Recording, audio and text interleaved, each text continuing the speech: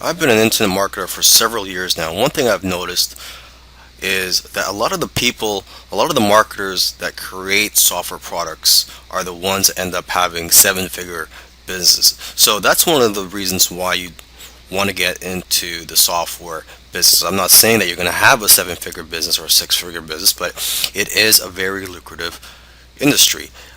Software products, they have a higher perceived value than all other forms of digital products such as ebooks, video courses, audiobooks, etc. And another advantage to getting into the software business is the barrier to entry. There's not much competition out there. If you create a software product that's, you're not going to have much competition with that compared to other forms of products. For example, if you write a how-to book on a certain topic, you're going to have lots of competition for that book. There's going to be lots of other people that's going to write something on similar topic. Okay. Now, this course will cover the following topics. It's going to cover how to come up with ideas for your software product, how to come up with the features to include in your software product, how to find software programmers to create your software product, and how to manage your project. Coming up with ideas for your software. So before you create a software product, you need to know what it's going to bring to the table. You need to know what problems it's going to solve, because that's what software tools do, is that they solve problems or potential problems. Okay, so first let's start with ourselves. Okay, do you have a problem in your business or personal life that can be solved with a software tool? Because let's face it, if you have a problem, I'm pretty sure there's going to be other people out there with similar problems as you. Okay, so your problem is not unique to yourself. You must also know your target audience that you plan to sell your software to. So basically, it comes down to two things. Okay, consumers have a particular problem that needs to be solved, and two, they are looking for something that will make their life easier.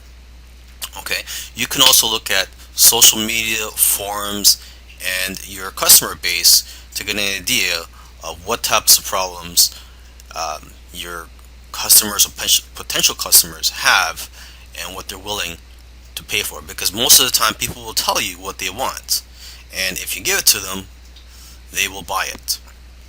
Okay, and oftentimes it's simply a matter of taking something that already exists and making it better, or expanding on the current software. So you're going to ask yourself, what software out there has room for improvement? Okay, and you got to remember this: it's not about just creating and selling software products. There's a lot of money to be made in selling software products. Don't get me wrong, but it's also about knowing what software products to create. So that's why it's important to know your target audience and know what it's like to be in their shoes. Alright, so let's talk about coming up with a list of features and details of what your software is going to include. Okay, you got to remember to keep it simple though, because it's not about how many fancy features and buttons that your software has. It's about how the software can benefit the user. Okay, because sometimes it's the most simple software that can become a best selling product. Okay, but before you can approach a software developer, you must have a list of features and details about the software product you plan to create.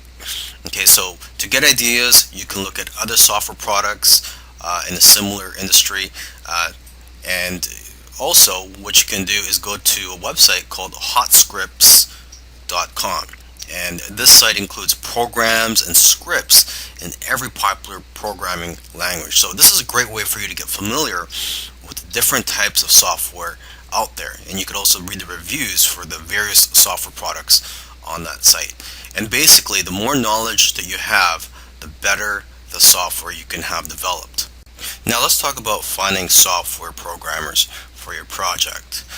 Now there are various sites that you can go to find programmers where they will bid on your projects, and you can select the programmers based on the best price.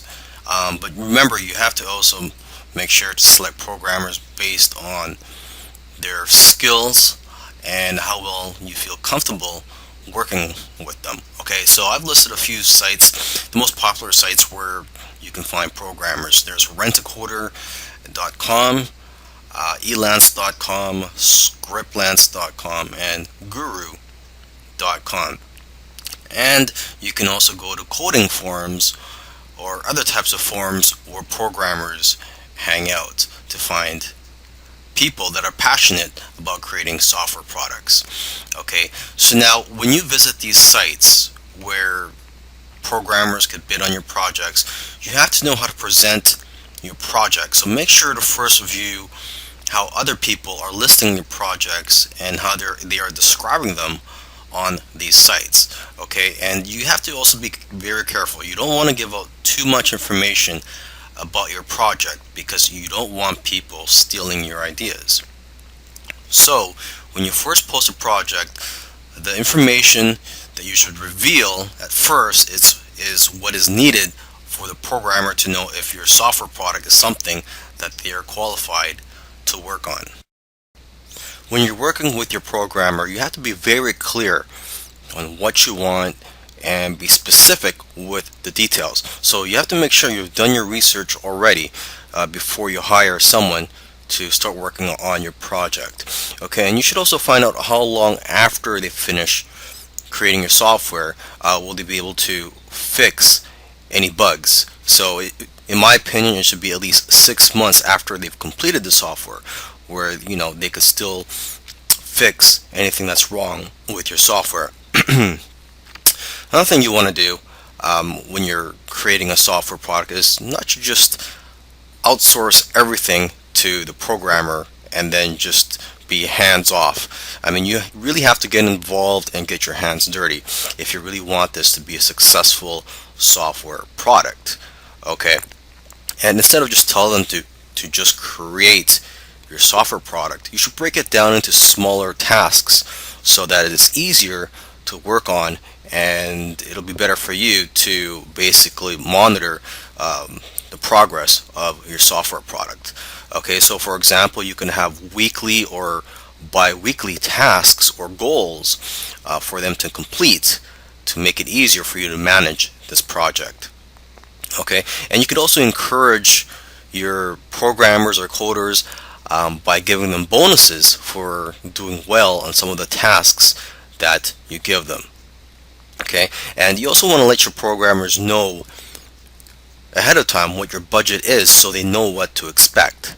And so with that being said, you shouldn't pay by the hour because it's hard to track the actual hours that they work, and that only encourages people to take their time on your project.